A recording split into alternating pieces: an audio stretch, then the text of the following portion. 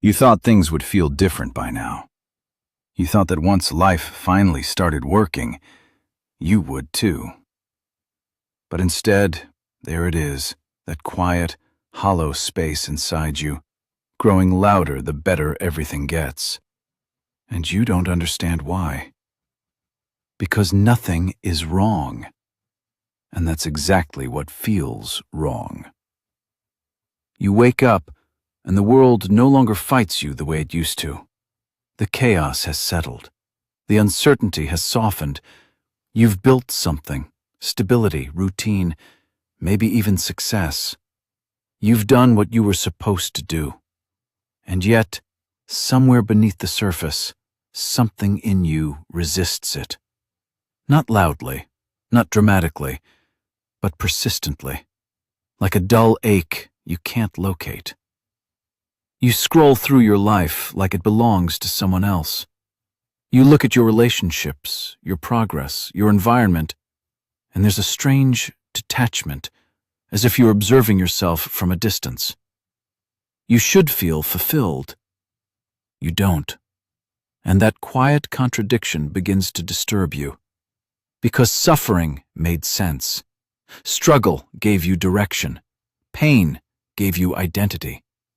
There was something almost comforting about knowing what was wrong, because at least then you knew what to fight. But now? Now there is no clear enemy, only you. And that's where it becomes dangerous. Dostoevsky understood this kind of danger better than most, not as a philosopher sitting at a desk, but as a man who stood on the edge of his own execution, moments away from death, only to be spared at the last second. He knew what it meant to feel life surge through you with unbearable intensity. And he also knew what came after. The silence. The strange emptiness that follows when meaning is no longer imposed on you by fear, but must be created from within. In Notes from Underground, he didn't describe a hero. He described a man who sabotages himself deliberately, a man who chooses misery over peace, not because he enjoys suffering, but because suffering proves that he exists. And this is where it begins to touch something uncomfortable in you. Because if you look closely, honestly, you'll notice that when life gets better, you don't simply relax into it. You disturb it, subtly, almost invisibly. You overthink conversations that were perfectly fine. You question people who've done nothing wrong. You lose interest in things you once desperately wanted. You create problems where none exist. And you tell yourself you're just being realistic. But you're not. You're resisting something deeper. You're resisting peace. Because peace, in its quiet honesty, asks something terrifying of you. It asks you to confront who you are without chaos, without distraction, without excuses. And that confrontation is unbearable. Because suffering, as painful as it is, gives you structure. It gives you a role. You become the one who is struggling, the one who is overcoming, the one who is trying. But when that role disappears, who are you? There's a moment, you felt it, where everything seems almost too calm. Your phone is silent. Your responsibilities are handled. Nothing is urgently demanding your attention. And instead of relief, you feel restless, a strange agitation. You reach for something, anything to fill the space. You open apps you've already checked. You replay conversations that don't matter. You invent worries. Because the silence is not peaceful to you, it's threatening. Because in that silence, there is nothing left to distract you from yourself. And what you find there is not clarity, it's contradiction. You want stability, but you crave disruption. You want love, but you resist intimacy. You want happiness, but you distrust it the moment it arrives. Dostoevsky's Underground Man would say that humans are not rational creatures striving for their own good. we are something far more complicated. We desire what harms us. We reject what heals us.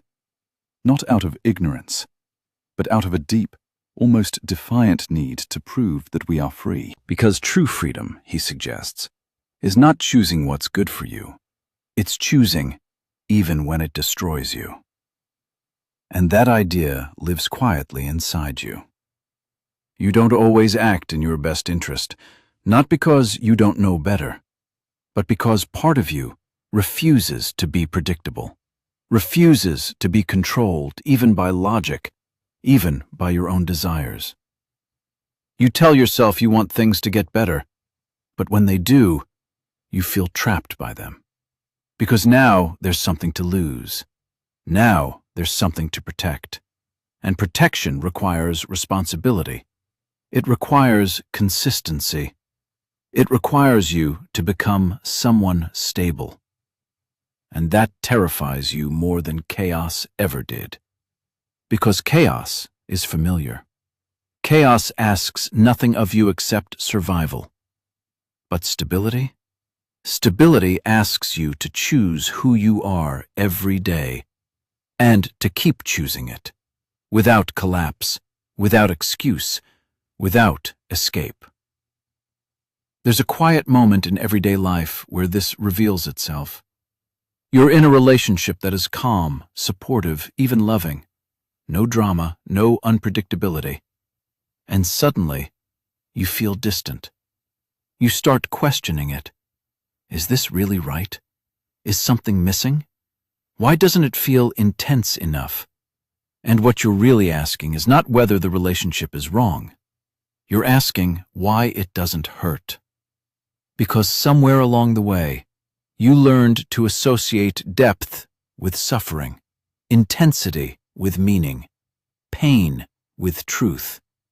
So when something is simply good, it feels shallow, even when it's not. You pull away, not completely, just enough to create distance, just enough to feel something again. And when tension returns, when confusion enters, when things become complicated, there's a strange sense of relief, because now it feels real again. And you don't notice that you created it, that you needed it. The same thing happens with your goals. You chase something for months, maybe years. You imagine that reaching it will finally bring clarity, satisfaction, peace. And then you get there. And within days, sometimes hours, the feeling fades. You're left staring at the very thing you once believed would complete you. And instead of fulfillment, there's emptiness. Not because the achievement is meaningless, but because your relationship to meaning has always been unstable. You don't just want things. You want the pursuit, the struggle, the tension, because that's where you feel most alive. Dostoevsky himself couldn't escape this. Even after success, even after recognition, he gambled compulsively. Not because he needed money, but because he needed risk. He needed uncertainty. He needed the possibility of losing everything. Because that edge, that chaos, gave him a sense of existence that stability could not. And you might not gamble, but you find your own versions of it. You procrastinate until the pressure becomes unbearable. You push people away just to see if they'll come back. You wait until things are about to fall apart before you act. You create urgency where none exists, because urgency makes you feel alive. But what does it say about you that peace feels like emptiness and chaos feels like life? This is where the contradiction deepens, because it's not that you want to suffer. It's that suffering gives you something you haven't learned to find elsewhere: meaning, identity, proof of existence. Without it, you feel undefined, weightless, as if your life is happening, but not quite landing, and so you disturb it again and again, quietly, subconsciously, until something breaks, and then, finally, you feel something real. There's an internal dialogue that plays out in moments like these. You won't say it out loud, but it's there. This is too easy. This won't last. Something must be wrong. And instead of questioning those thoughts, you follow them. You trust them. As if discomfort is more reliable than peace. As if anxiety is more honest than calm. And that's where the underground man lives inside you. Not as a character, but as a voice. A quiet insistence that says, if life becomes too smooth, it must be false. If happiness arrives without struggle, it must be undeserved. So you correct it. You complicate things. You return life to a state that feels more believable, more aligned with the version of yourself you've always known. The one who struggles, the one who doubts, the one who searches. Because to become someone who is simply okay feels like losing something essential. And maybe it is. Because the identity you built was forged in difficulty. It gave you a story, a sense of depth, a reason for everything you felt. But now that story is fading, and you don't know what replaces it. So you return to it, not consciously, but inevitably. You re-enter the same patterns, the same emotional loops, because they feel like home, even when they hurt. And this is where it becomes almost unbearable to admit. You are not just reacting to your life. You are shaping it, distorting it, not always toward happiness, but toward familiarity, even if that familiarity is suffering.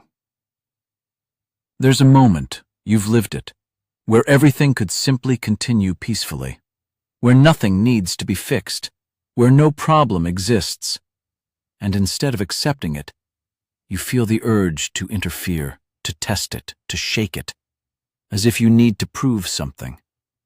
But what? That you're still in control? Or that you're still capable of feeling? Because maybe that's the deepest fear of all. Not pain, but numbness. Not suffering, but the absence of intensity.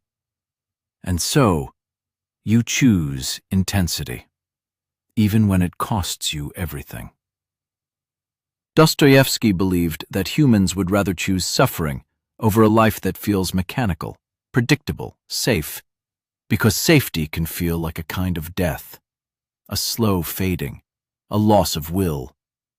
And so, we rebel against logic, against comfort, against our own well-being, just to prove that we are still alive. But here's the question that begins to haunt you. If you destroy what's good in your life just to feel something, what are you actually preserving? Your freedom or your fear? Because there is another possibility, one that is harder to face. That the emptiness you feel when life gets better is not a sign that something is missing, but a sign that something false is falling away. The chaos, the identity built on struggle, the constant need for intensity. It begins to dissolve, and what remains is unfamiliar, quiet, undefined. And instead of seeing that as space, you see it as emptiness. Because you've never learned how to exist without conflict, without resistance, without something pushing against you. So when that resistance disappears, you feel like you disappear with it. But maybe that's the moment where something real could begin. Not the kind of life driven by reaction, but one chosen deliberately, quietly, without needing to prove anything. And that is far more difficult than suffering. Because suffering is automatic, but peace requires awareness, responsibility, presence. It requires you to stop running, to stop interfering, to stop creating problems just to feel alive, and instead, to sit with yourself, without distraction, without chaos, without escape. And that is where most people turn away. Because that silence, that stillness, feels unbearable at first. Like standing in front of something you've avoided your entire life. Yourself. Not the version shaped by struggle. Not the version defined by pain. But the one that exists underneath all of it. Uncertain. Unfinished. Free. And freedom, as Dostoevsky understood, is not comforting. It's terrifying.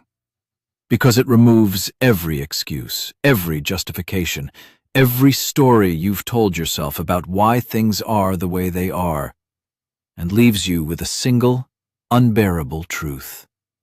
You are responsible.